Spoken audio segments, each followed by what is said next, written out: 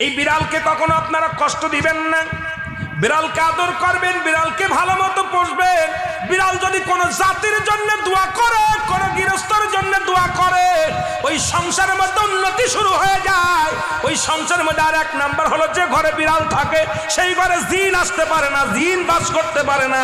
আর একটা ঘোষণা শুনে নেন, নবীজি বলে গেছেন, যে ঘরের মধ্যে বিড়াল ছানা বাস করে ওই ঘরের মধ্যে জিন জাতি প্রবেশ করতে পারে না। তাহলে ছোট ছোট মাসুম বাচ্চাগুলো যে ঘরের মধ্যে থাকে, মুসলমান অনেক সময় জিনের আশ্রয় পড়ে যায়, অনেক সময় জিনে আসর করে, ওই ঘরের মধ্যে জিনে আসর করে। যে ঘরের মধ্যে বিড়ালকে আদর করে বিড়াল থাকে, ওই ঘরের মধ্যে বিলাই বিড়াল বিড়াল বিলাই বিলাই, এইটা যার ঘরের মধ্যে আছে এই ঘরের মধ্যে দুষ্ট জিনেরা আসতে পারে না। জোরে জোরে চিল্লায় বলা যাবে না মারহাবা। একবার নবী সুলাইমান আলাইহিস সালাম শুনতে পাইলেন পাশের বাড়িতে একটা কুকুরকে কষ্ট দিয়ে বিষ